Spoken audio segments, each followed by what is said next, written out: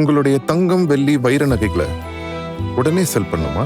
நம்பிக்கையான நிறுவனம் Max Gold. Call 04445454545. Max Gold, cash for gold. வணக்கம் my dear zonemates, welcome to Safi zone. நான் உங்க ஷஃபி அண்ட் இன்னைக்கு நம்ம பார்க்க போறது ரீல்ஸ் அண்ட் மீம்ஸ் கொடுமைகள். அந்த இடத்த கட் பண்றாங்க. நம்மலாம் நார்மல் பீப்பிள் இல்ல, இன்ஃப்ளூயன்சர்ஸ் அப்படின்னு இருக்கு. நார்மல் பீப்பிள் கிடையாது, நம்ம இன்ஃப்ளூயன்சர் ஃபியூச்சர்ஸ். வீடியோ பண்றது எனக்கு பிரச்சனை இல்லை, ஆனா நீங்க பண்ற அந்த மொக்க வீடியோஸ்ல என்னால பண்ண முடியாது. சிரிக்க வைக்கிறது, படிக்கிறது ரொம்ப கன்றாவியா இருக்கு. என்ன சிரிச்சுட்டே சொல்றேன், வெளியே தான் அம்மா சிரிக்கிறேன், உள்ள அழுதுட்டு இருக்கேன். நீ வெளியே வந்தனா உன்னை வெட்டிடுவேன், குத்திடுவேன். உனக்கு இதெல்லாம் என்ன வெறும் வாய்ஸ் அவுட் ஆல் தானா? உசுப்பேத்திரம் கிட்ட உம்முன்னும் கடுப்பேத்திரம் கிட்ட கம்முன்னு இருந்தா வாழ்க்கை ஜம்முன்னு இருக்கணும். உங்க அண்ணன் மாதிரி கூட்டத்தை பார்த்து பயந்து விழுந்தடிச்சு வேனுக்குள்ள ஏறால நான் கிடையாது. பரமக்குடியில பயங்கரமா சிரிச்சாங்க மயசு. என்னுடைய ப்ரீவியஸ் வீடியோவில் சொல்லியிருந்தேன் இல்லையா, ஜோன்மேட் சேனலில் ஐபிஎல் கண்டென்ட் யூஸ் பண்ணிட்டோம் அப்படிங்கிறதுனால 4 காப்பிரைட் ஸ்ட்ரைக் வந்து கொடுத்துட்டாங்க. ஏப்ரல் 19 அன்னைக்கு சேனல் டெர்மினேட் ஆக போகுது அப்படின்னு சொல்லிட்டு. அண்ட் அது டெர்மினேட் ஆகிறது இல்லாமல் சஃபி ஜோன் சேனலுக்கு எதுவும் அஃபெக்ட் ஆகுமான்னு தெரியலன்னு சொல்லியிருந்திருப்பேன். பட் சொன்ன மாதிரியே ஏப்ரல் 19 அன்னைக்கு ஜோன்மேட் சேனலில் டெர்மினேட் பண்ணிட்டாங்க, யூடியூப்ல இருந்தே ரிமூவ் பண்ணிட்டாங்க. இப்போ போய் நீங்கள் சர்ச் பண்ணி பார்த்தா கூட ஜோன்மேட் சேனல் வந்து இருக்காது. பட் ஒரு நல்ல விஷயம் என்னன்னு சொல்லி கேட்டிங்கன்னா, சஃபி ஜோன் சேனல் ரொம்ப சேஃபாக தான் இருக்குது. அந்த சேனலுக்கு எதுவுமே ஆகலை. ஸோ ரெகுலராக கண்டென்ட் வரதான் செய்யும். நிறைய பேர் வந்து இந்த விஷயத்தை சொல்லும் போது எனக்கு வந்து ஆறுதல் சொல்லியிருந்தீங்க, மோட்டிவேட்லாம் பண்ணியிருந்தீங்க. ஸோ அவங்க எல்லாருக்குமே ரொம்ப ரொம்ப ரொம்ப நன்றி. அண்ட் கூடவே நான் ஒரு பேக்கப் சேனல் கிரியேட் பண்ணியிருக்கேன், அந்த சேனலுக்கு சப்ஸ்கிரைப் பண்ணுங்கன்னு சொல்லும்போது நிறைய பேர் சப்ஸ்கிரைப் பண்ணியிருந்தாங்க. இப்போ 4000 சப்ஸ்கிரைபர்ஸ்க்கு மேலே அந்த சேனல்லையும் இருக்காங்க. ஸோ அந்த சேனல்லையும் ரெகுலராக வீடியோஸ் வரதான் செய்யும். ஸோ அந்த சேனல்லையும் மறக்காமல் சப்ஸ்கிரைப் பண்ணி சப்போர்ட் பண்ணுங்க. அந்த சேனலோட லிங்க் நான் வந்து ஃபர்ஸ்ட் கமெண்ட்ல பின் பண்ணியிருக்கேன். ஸோ உங்களுடைய சப்போர்ட்டுக்கு ரொம்ப ரொம்ப ரொம்ப நன்றி. சரி ரைட், இப்போ இன்ஸ்டாகிராமை ஸ்க்ரோல் பண்ணும்போது ரொம்ப வைரலாக இருக்கக்கூடிய, கிரிஞ்சாக இருக்கக்கூடிய, அமானுஷ்யமாக இருக்கக்கூடிய, ஏன் வித்தியாசமாக இருக்கக்கூடிய ரீல்ஸ் அண்ட் மீம்ஸை தான் உங்களுக்காக பொறுக்கி எடுத்து வந்திருக்கேன். பார்த்துடலாமா? என்னப்பா ரெடியா? ரெக்கார்ட் பண்ணிக்க. நீங்க தான் நார்மல் பீப்புள் இல்லையா? என்னடா நீ ஏதோ ஒன்று சொன்னதை வேற மாதிரி மாடிஃபை பண்ணி போட்டு உரிக்கிறாங்கடா தம்பி. என்னடா அதுனா இங்க சின்ன பையன் எல்லாம் உங்க முதலாளி கழுத்தா மட்டும் அடிக்கிறான்ப்பா. அண்ணா நான் இப்போ லைக்ஸ் நிறைய வந்துட்டு இருக்குண்ணா, கொஞ்ச நேரம் விடுங்கண்ணா. நாளைக்கு காலையில எடுத்துருவான்றான். என்னடா புதுசா இருக்கு, என்னடா சொல்றே, திட்டுறானுங்களா, அதே இதாரும் நாளைக்கெல்லாம் ரொம்ப பாருங்களேன். அதாவது வியூஸ் லைக்ஸ் தான் அவனுக்கு முக்கியமா இருந்திருக்கு. அவர் போய் கெஞ்சிருக்காப்ல விக்னேஷ் சிவனே, டேய் திட்டுறாங்கடா, வேற மாதிரி போர்ட்ரே பண்றாங்கடா, எடுறான்னா நியூஸ் லைக்ஸ்லாம் போயிட்டு இருக்கு, நாளைக்கு காலையில எடுக்கலாம், கொஞ்சம் வெயிட் பண்ணுங்கன்னு இருக்கானா. அண்ணா நான் இப்போ லைக்ஸ் நிறைய வந்துட்டு இருக்குண்ணா, கொஞ்ச நேரம் விடுங்கண்ணா. இந்த நாடு எங்கயா போகுது? எல்லாம் அங்கதான் சார் போயிட்டு இருக்குது. அந்த மனுஷன் போய் கெஞ்சின நேரத்துக்கு அந்த வீடியோ ரிமூவ் பண்ணியிருந்தா கூட இவ்வளவு வைரலா இருக்காது போலயே. அப்ப அவன் எதுவும் தெரியாம பண்ணல, தெரிஞ்சுதான் பண்ணிருக்கான் போல. அந்த இடத்த கட் பண்றாங்க. நம்மலாம் நார்மல் பீப்புள் இல்ல, இன்ஃப்ளூயன்சர்ஸ் அப்படின்னு இருக்கு. அவ்வளவு நம்மளாம் நார்மல் பீப்புள் இல்ல, முடிஞ்சிருச்சு அவ்வளவு, அதோட நிச்சயம். இப்ப அந்த வீடியோ போய் போட்டு பாருங்க, யாராலையும் அதை மாத்த முடியாதுல்ல, ஆல்ரெடி இருக்கிற வீடியோ தானே, அதை போய் பாருங்களேன். என்னடா இது புது கதையா இருக்குது, அது கட் பண்ணாம அப்படியே போட்ட வீடியோ தானே நம்மளே பார்த்திருக்கோம், அதுதான் மாத்தி இருக்குன்றாப்ல. எதுக்கு ஒரு அடி செக் பண்ணிடுவோமா? நம்ம தயவு செஞ்சு மேன் இவ்வளவு கஷ்டப்பட்டு வந்திருக்காங்க, தயவு செஞ்சு கோஆபரேட் பண்ணுங்க. நார்மல் பீப்பிள் கிடையாது, நம்ம இன்ஃப்ளூயன்சர் ஃபியூச்சர் ஸ்டார்ட் பண்ணுங்க. நவுந்துங்க, தயவு செஞ்சு நவுந்துங்க. ரொம்ப கிளியரா கேக்குதா இல்லையா? அவங்க நார்மல் பீப்புள் கிடையாது, நம்ம இன்ஃப்ளூயன்சர்ஸ் ஃபியூச்சர் ஸ்டார்ஸ். அதனால கொஞ்சம் தள்ளி இல்லைங்கன்னா அந்த மனுஷனே சொல்றாப்ல. அந்த இடத்த கட் பண்றாங்க. நம்மலாம் நார்மல் பீப்புள் இல்ல, இன்ஃப்ளூயன்சர்ஸ் அப்படின்னு இருக்கு. நார்மல் பீப்பிள் கிடையாது, நம்ம இன்ஃப்ளூயன்சர் ஃபியூச்சர் ஸ்டார்ட். இதுல எங்க எடிட்டிங் நடந்திருக்குன்னு நான் கேட்கிறேன். அந்த வீடியோ அப்படியே தான் ஓடுது, அதுல அந்த பையன் ரொம்ப தெளிவா கோர்த்து விட்டுருக்கேன். இப்போ எதுக்கு விக்னேஷ் சிவன் இப்படி மாத்தி பேசுறாப்லன்னு தெரியல. பட் இருந்தாலும் இப்ப பேசி என்ன பிரயோஜனம்? படம் வரைக்கும் போய் கலாய்க்கிற மாதிரி செஞ்சு விட்டானே. அவங்க நம்மள மாதிரி நார்மல் பீப்புள் கிடையாது गाइस. அப்படி இருக்கும். அதாவது எப்படின்னா அந்த இது மாதிரி அண்ணனுக்கு ஒரு ஹார்லிக்ஸ் சொல்றேன்ற மாதிரி, அண்ணனுக்கு ஒரு ஹார்லிக்ஸ் போடு. ஆகா நான் செவனே நடா நின்னுட்டு சைடுல பசியோட நின்று இருந்த 2 பேரை அவனா பேசி அவனா ஒண்ணு சொல்லி அதுவே ஒரு இந்த அளவுக்கு இருக்கு. ஆனா இப்ப சொன்னது உண்மை. ஏன்னா அவங்களா வந்து நாங்க நார்மல் பீப்புள் இல்லப்பா, கொஞ்சம் தள்ளி நில்லுங்க அப்படின்னு சொல்லி கலாய்ச்சிருந்தா கூட பரவாயில்ல. 2 பேரை நிக்க வச்சு இவனா போய் அவங்க நார்மல் பீப்புள் கிடையாதுடா புரிஞ்சுக்கோங்கடான்னு பேசி பேசி கடத்த ட்ரோல் மெட்டீரியலா மாத்தி விட்டாப்ல. நான் செவனே தானா போய்க்கிருந்தேன், யாரு வம்பு தும்புக்காச்சும் போனா நார்மல் பீப்புள் கிடையாது. கௌரவத்தையே ஆரம்பிச்சிட்டீங்களா? ரொம்ப பாவம் நீயா. சார் இதுல இருக்கிற மெயின் ஆயுதம் எதுவுமே கிடையாது சார். அவன் நகம் தான் சார். எனக்கு நகை வெட்டணும் தெரியாதா மச்சான்? லைன் கொடு. ஃபுல்லாவே பாத்தீங்கன்னா பிளட் கிரி இங்க வர சார். கை இந்த கண்ணத்துல எல்லாம் பாருங்க, அந்த மார்க் எல்லாம் என்னோடது தான். என்னடா அது காயம்? புலி பொறாண்டிச்சு சார். அப்படியே ஒண்ணும் பண்ண மாட்டேன் சார். இது வச்சு டர்ன்னு கையில உடம்புல அப்படிதான் இருக்கும். சட்டை கழட்டினா நிறைய தெரியும். அப்படி இல்லன்னா முடிய பிடிச்சிருவாங்க. அதுக்கு தான் ரொம்ப ஷார்ட்டாவே கடையில அண்ணா நீங்க மொட்டை கூட அடிச்சிருக்கணும், என் பொண்டாட்டி முடிய பிடிக்கிறாங்க.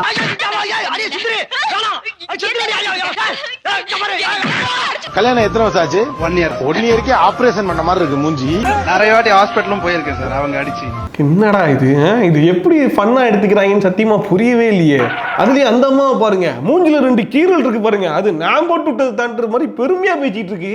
இந்த கண்ணத்துல எல்லாம் பாருங்க, அந்த மார்க் எல்லாம் என்னோடது தான். ஒத்த ரோசா பிள்ளைய ரொம்ப அற்புதமா வளர்த்திருக்கமா நீ. இதுல ஆச்சரியம் என்னன்னா, இவங்க எல்லாம் பேசுறதை கேட்டு ஆடியன்ஸ் உட்கார்ந்து சிரிச்சுக்கிட்டு இருக்காங்க. அப்படியே இந்த ஜெண்டரை ரிவர்ஸ் பண்ணி பாருங்களேன், இதை வேற மாதிரி ஆக்கிடுவாங்க. இன்னொரு தடவை எங்க அக்காங்க மேல கை வச்சீங்க, வரதட்சணை கேட்டு கொடுமைப்படுறாங்கன்னு போலீஸ்ல பிடிச்சு கொடுத்துருக்காங்க. முன்னாடிலாம் அப்பா அம்மாவுக்கு பயந்து முடிய ஷார்ட்டா கட் பண்ணிட்டு வந்த காலம்லாம் போய் இப்ப பொண்டாட்டி அடிக்கிறான்றதுக்காக பயந்து போய் முடிய ஷார்ட்டா கட் பண்றாரா. எங்க போயிட்டு இருக்கு பாருங்க. இது வேற ஒண்ணும் இல்ல, ஏதோ சதி திட்டம் போட்டு வேலை நடந்துகிட்டு இருக்கு. மறுபடியும் விக்னேஷ் சிவனா என்ன கேட்டுட்டாங்க கட்சிக்கார, ஒரு படம் தானே எடுக்க வந்த, அதுக்கு ஏன்பா போட்டு இப்படி அடிக்கிறீங்கன்ற மாதிரி. என்னால பயங்கரமா எடுக்க முடியுமா நீங்க சொல்லுங்க. ஓரளவுக்கு தான் நம்மளால எடுக்க முடியும். என்ன மனுஷன் செல்லக்குட்டி பிரதீப்க்கு அந்த 4th 100 crore சொல்லி போஸ்டர் ஒட்டியே ஆகணும். இந்த வாரம் நல்லா ஓடிடுச்சுன்னா இதுதான், அப்படி இல்லைன்னா ராமசாமி தான். சிம்பிளா பண்ணு, காம்பாக்டா பண்ணா நல்லாவே இருக்க மாட்டேங்குது, அதுக்கும் அடிக்கிறாங்க. புதுசா ஒண்ணு பயங்கரமா பண்ணா அதுல எது இல்லையோ, நான் கேசரி பண்ணா மட்டும் ஏன் காரமா இல்லன்னு கேக்குது. கேசரி பண்ணா காரமா இல்லன்னு கேட்கல, கேசரி கேசரி மாதிரியே இல்லன்னு தான் கேட்டுட்டு இருக்காங்க. நான் கேசரி பண்ணா மட்டும் ஏன் காரமா இல்லன்னு கேக்குது. லவ் இன்சூரன்ஸ் கம்பெனி கேசரி போடுமா போட்டீங்களா? அவருக்கு கடைசியில விக்னேஷனுடைய நிலைமையை பாத்தீங்களா, தியேட்டர் பக்கம் எவனும் வர மாட்டாங்கன்னு சொல்லிட்டு மறுபடியும் பிரஸ் மீட் வச்சு எவனாச்சும் தியேட்டருக்கு வந்து படம் பாருங்கடா, கொஞ்சமாச்சு கலெக்ஷனை கொடுங்கடா, சம்பளம் கொடுக்கணும்னு கெஞ்சிக்கிட்டு இருக்காப்ல. இந்த வாரம் நல்லா ஓடிடுச்சுன்னா இதுதான், இல்லனா ராமசாமி தான். அட கன்றாவிய, எப்படி இந்த மனுஷன் எப்படி ஆயிட்டாரு பாத்தியா? நல்ல படமா இருந்தா ஆடியன்ஸ்லாம் தியேட்டர் பக்கம் வராமையா இருக்க போறாங்க. ஒன்னும் இல்ல, இப்ப லவ் டுடே படத்தை எடுத்துக்கோங்க, அதுக்கெல்லாம் டிக்கெட் கிடைக்காம எப்படா டிக்கெட் கிடைக்கும்னு வெயிட் பண்ணி போய் பார்த்ததெல்லாம் உண்டு. சோ ஒரு படம் நல்லா இருந்துச்சு அப்படின்னா ஆடியன்ஸ் கிட்ட வாங்க வாங்கன்னு கேட்க வேண்டியதெல்லாம் இல்ல, பை வேர்ட்ஸே எல்லா பக்கமும் ரீச் ஆகி தியேட்டருக்கு வந்துருவாங்க. சோ கொஞ்சம் படம் நல்லா எடுத்தீங்கன்னா ஆடியன்ஸ் கண்டிப்பா வருவாங்க. இப்படி கெஞ்ச வேண்டிய நிலைமை இருக்காது. வாழ்க்கை ஒரு ஆட்டம். அதுல ஜெயிக்கிறவன் தோப்பான், தோக்குறவன் ஜெயிப்பான். அவ்வளவுதாங்க. வீடியோ பண்றது எனக்கு பிரச்சனை இல்லை, ஆனா நீங்க பண்ற அந்த மொக்க வீடியோஸ்ல என்னால பண்ண முடியாது. அதாவது இந்த உட்கார வச்சு இந்த இது எழுத வச்சு சிரிக்க வைக்கிறது, படிக்கிறது ரொம்ப கன்றாவியா இருக்கு. என்ன இவ்வளவு ஓப்பனா கன்றாவியா இருக்குன்னு சொல்லிட்டாப்ல. இது எழுத வச்சு சிரிக்க வைக்கிறது, படிக்கிறது ரொம்ப கன்றாவியா இருக்கு. என்ன சிரிச்சுட்டே சொல்றேன்? வெளியே தான் மாமா சிரிக்கிறேன், உள்ள அழுதுட்டு இருக்கேன். பரவாயில்ல, மனசை எதையும் மனசுக்குள்ள வச்சுக்க மாட்டாப்ல, ரொம்ப பிராங்கா பேசிடுவார் போல இருக்கு. தப்பா எடுத்துக்காதீங்க. எதா இருந்தாலும் பிராங்கா பேசுறாயா? டீமா இந்த ஆளுங்களை எல்லாம் கூப்பிட்டு உட்கார வச்சு பேசுவீங்கல்ல, கண்டென்ட் பண்றேன்ட்டு ஒண்ணு பண்ணுவீங்கல்ல, அதுதான் ரொம்ப மொக்கையா இருக்கும். நீங்களே ஒண்ணு சொல்லுங்க, நம்ம ஒண்ணு பண்ணலாம். இல்ல எனக்கு என்னன்னா, it has to be sensible when I am into something. அவ்வளவுதான். Just for clickbaitக்காக மொக்கையா ஏதோ ஒரு இதை படிச்சுட்டு அந்த ஏஜ் தாண்டிட்டோம்ல, சோ அதுக்காக சொல்றேன். அலுவலர்ல விட்டு சோ இப்ப கொஞ்சம் மெச்சூர்ட் ஆனதுனால I feel it's so. இதை விட ரொம்ப ஓப்பனா சொல்ல முடியாது. ஏதாச்சும் சென்சிபிளா இருந்தா சொல்லு பண்ணலாம், இல்லனா விட்டு நான் கிளம்புறேன் டாப்ல. தப்பா எடுத்துக்காதீங்க. இதுக்கு முன்னாடி ஹீரோஸ்லாம் ப்ரொமோஷன் சொல்லிட்டு இந்த மாதிரி யூடியூபர்ஸ் கிட்ட போய் மாட்டி முழிச்சதெல்லாம் பார்த்திருப்பார் போல இருக்கு. அதனால தயவு செஞ்சு அதெல்லாம் என்கிட்ட ட்ரையே பண்ணிடாதப்பா அப்படின்னு சொல்லிட்டு ரொம்ப ஓப்பனாவே டிஸ்க்ளைமர் போட்டாப்ல. நான் போயிட்டு வந்து ஃபுல் டீடைலா சொல்றேன். நானும் ஜெயிலுக்கு போறேன், நானும் ஜெயிலுக்கு போறேன், நானும் ஜெயிலுக்கு போறேன். சீக்கிரம் போமா, அதுக்கு தாமா நாங்களும் காத்துக்கிட்டு இருக்கோம். டச் பண்ணி பேசுற வேலைக்கு புதுசா இந்த வல்கர் வாரியர்ஸ் எல்லாம் உட்காந்து கதறிட்டு இருந்தாங்க, பர்மிஷன் கொடுக்க மாட்டேங்கிறாங்க, டிஎம்கே கவர்மெண்ட் தான். நானே 6 வாட்டி அப்ளை பண்ணிட்டேன், எனக்கே வந்து ஒரு தனிப்பட்ட ஆளுக்கு பர்மிஷன் கொடுக்க மாட்டேன்ட்டாங்க. அது என்ன நானே பெரிய இவங்களுக்கே கொடுக்கலையாம்ல. என்னடா காமெடி இதெல்லாம். ஒரு ஜோக் சொல்றேன், நானே 6 வாட்டி அப்ளை பண்ணிட்டேன், எனக்கே வந்து ஒரு தனிப்பட்ட ஆளுக்கு பர்மிஷன் கொடுக்க மாட்டேன்ட்டாங்க. ஜோக் முடிஞ்சிருச்சு. அப்ப நானும் வந்து இது பிஜேபியோட சதி அப்படின்னு சொல்லல, நான் அப்படிலாம் சொல்ல மாட்டேன். ஏன்னா தேர்தலோட விதிமுறைகளை அதை நான் பின்பற்றேன். அதனாலதான் நான் என்ன பண்ணேன், ஸ்ட்ரைட்டா வந்து நம்ம எங்க ஆரம்பிச்சோமோ அங்கேயே வந்து போர்டை பிடிச்சி நின்னுட்டேன். இதுக்கு பாப்போம். அட்டேங்கப்பா, என்னங்க கூட்டம் அள்ளுதுங்க. அன்னைக்கு பீச் ரோட்டு பக்கம் போனேன், ஃபுல்லா திருப்பி விட்டாங்க. இப்பதானே தெரியுது ஜூலி அந்த பக்கம் வந்திருக்காங்க போல இருக்கு.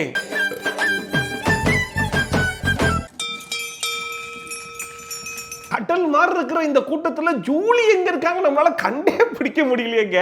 அவங்களும் அவங்கள வீடியோ எடுக்கிறதுக்காக அவங்களே கூட்டு வந்த ஒரு ஆளையும் தவிர்த்து வேற யாரையாச்சும் அங்க பார்க்க முடியுதா?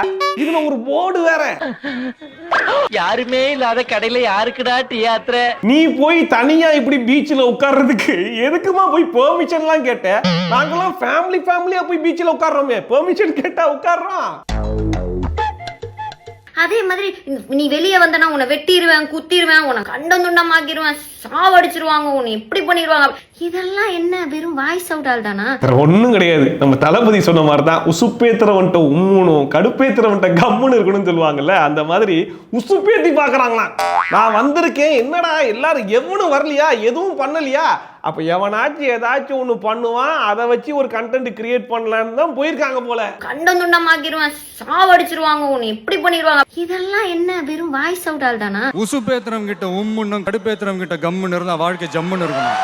கடைசியில ஜூலியக்காவே போய் பீச்சில் போர்டை பிடிச்சி தனியா உட்கார்ந்தும் ஒருத்தன் கூட வந்து எட்டி பார்க்கலையா? ஆனா அப்பயும் விடாம அதை வச்சு ஒரு கண்டென்ட் பண்ணிருக்காங்க பாருங்க. நானும் நின்று பார்த்துட்டே இந்த தூரத்துல ஒரு 2-3 பேர் மட்டும் டிவிக்கே அப்படின்னு கட்டிட்டு ஓடினாங்க. அதுவும் மைனர் பசங்க தான்.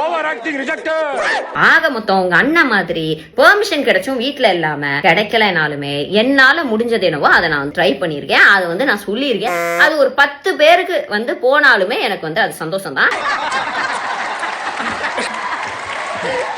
உங்க அண்ணன் மாதிரி கூட்டத்தை பார்த்து பயந்து விழுந்தடிச்சு வேனுக்குள்ள ஏறால நான் கிடையாது. நான் தைரியமா நின்னு ஒத்தாளா நின்னு நான் என்னுடைய கருத்து என்னவோ அதை சொல்லிருக்கேன். பரமக்குடியில பயங்கரமா சிரிச்சாங்க மகேஷ். அதை தாண்டி மத்த அடுத்தடுத்து எந்தெந்த இடத்துல வந்து பிரச்சாரம் பண்ண போறோம் அப்படின்றதெல்லாம் சர்ப்ரைஸாவே இருக்கட்டும். ஆமா சர்ப்ரைஸாவே இருக்கட்டுங்க. தயவு செஞ்சு எங்கிட்ட சொல்லிடாதீங்க. அப்படி தெரிஞ்சு கூட ஒரு 4 பேர் அந்த பக்கம் வந்துட போறாங்க. ஏமா நீ சொல்லி அறிவிச்சுட்டு போய் அங்க நின்னா கூட நீயும் உன் கேமராமேனையும் தவிர்த்து வேற எவனும் வர போறது இல்ல. இதுல வேற கூட்டத்தை பார்த்து பயந்து ஓடுற ஆள்லாம் நான் கிடையாது. ஒத்தாளா சமாளிச்சிருவேன். டைலாக் வேற, நீ ஒத்தாளா தான் கிடைச்ச வரைக்கும் நிக்கணும். நான் தைரியமா நின்னு ஒத்தாளா நின்னு நான் என்னுடைய கருத்து என்னவோ அதை சொல்லிருக்கேன். என்ன சாஞ்சிட்டீங்க பின்னாடி?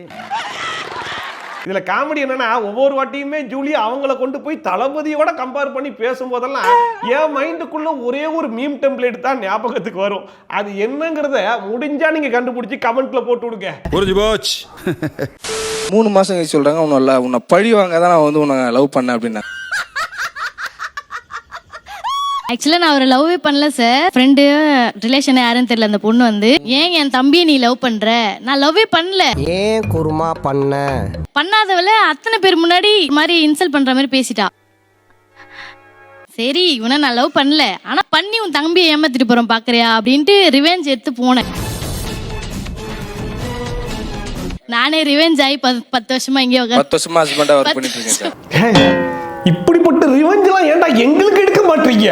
ஆனா இப்படி பழி வாங்க பார்த்ததே இல்லப்பா. நல்லா வாங்குற பழி. வாழ்க்கையில ஒருத்தன் ஏன்டா எவனுமே என்ன ரிவெஞ்ச் எடுக்கல அப்படின்னு சொல்லி ஃபீல் பண்ணா அது இப்படிப்பட்ட ரிவெஞ்சா தான் இருக்கணும் போல இருக்கு. இனிமே நம்மளே ஆள் செட் பண்ணி போய் ஏன் லவ் பண்றேன்னு கேளு அப்படின்னு அனுப்பிச்சு விட்டா ஒருவேளை ரிவெஞ்சுங்கிற பேர்ல செட் ஆயிருமோ? புதுசா கிளம்பி வந்து ரிவெஞ்ச் எல்லாம் எடுக்கிறாங்களே. உங்க ரிவெஞ்ச் எல்லாம் ரொம்ப அருமையா இருக்கடா. நானே ரிவெஞ்ச் ஆகி 10 வருஷமா இங்கே 10 வருஷமா ஹஸ்பண்டா ஒர்க் பண்ணிட்டு இருக்கேன். 45 வயசு ஆகுது, கவர்மெண்ட் எம்ப்ளாயியா, எனக்கு ஒரு பொண்ணு கிடைக்கலையா? Nowadays God and me be like. ஐயோ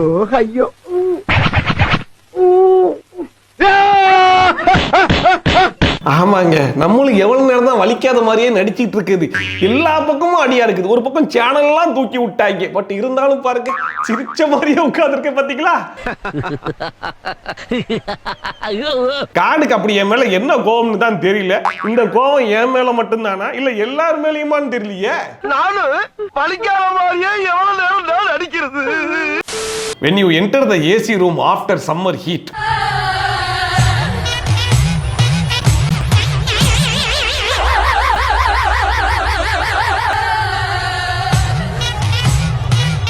ஆமாங்க, இப்பெல்லாம் ஏடிஎம் சென்டர் போனா கூட அப்படியே ஊட்டி கொடைக்கானலுக்கு போன மாதிரி இருக்குது. சரி ரைட்டு, முன்னாடிலாம் ஏடிஎம் சென்டர் போனா பரபரன்னு எடுத்து வரும். இப்பெல்லாம் பொறுமையா இருந்து எடுத்து வருவோம். நல்ல ஏசி காத்து வருதுன்னு இருக்கு. ஆனா ஏசி ரூம்ல இருந்துட்டு மறுபடியும் வெளியே வந்தோம்னு வைங்களேன், முன்னாடி இருந்த ஹீட்டை விட டபுள் மடங்கு அதிகமா காட்டுது.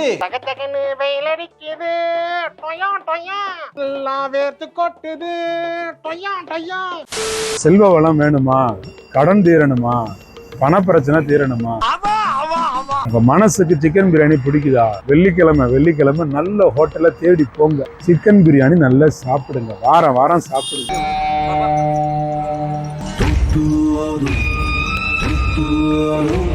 நிச்சயமா உங்களுக்கு செல்வ வளம் பெருகும். கிழிஞ்சுதுப்பா, நான் அந்த சிக்கன் பிரியாணியே வாரம் வாரம் கடன் வாங்கி தானே சாப்பிடணும்.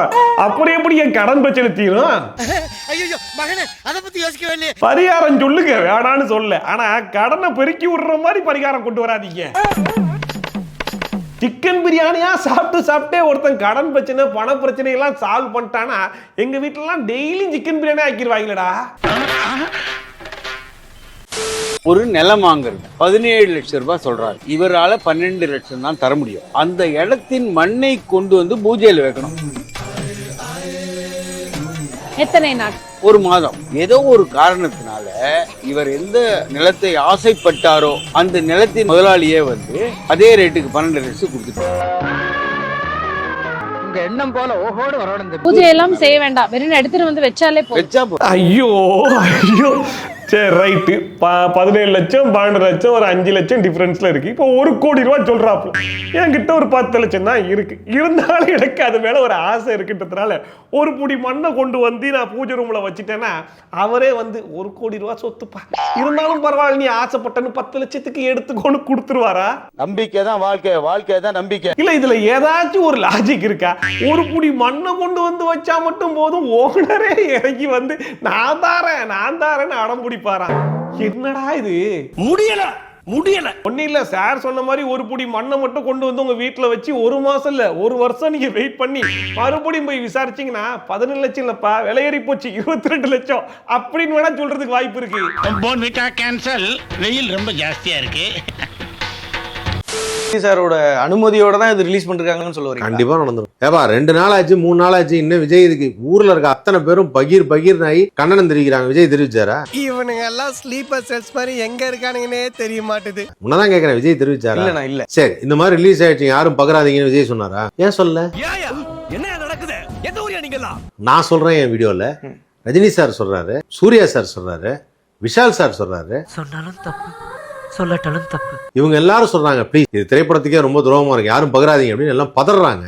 ஏன் இவருக்கு அந்த பதட்டம் இல்ல? இவர்தான் அடுத்த ஜூலியா மாறிட்டு வராரு போல இருக்கு. இந்த மாதிரி ரிலீஸ் ஆயிடுச்சு யாரும் பகராதீங்கன்னு விஜய் சொன்னாரா? ஏன் சொல்ல? நான் என்னதான் சார் தப்பு பண்ணேன்? நம்ம நாட்டுல நல்லது பண்ணாலே தப்பு தான். தளபதி விஜய் இல்லைங்க, வேற யாரா வேணா இருந்துட்டு போட்டுமே, இவ்வளவு கோடி போட்டு படத்தை எடுத்துட்டு அந்த படத்தை ரிலீஸ் பண்ண விட மாட்டாங்கன்ற கோவத்துல இப்படி யாராச்சும் லீக் பண்ணி விடுவாங்களா?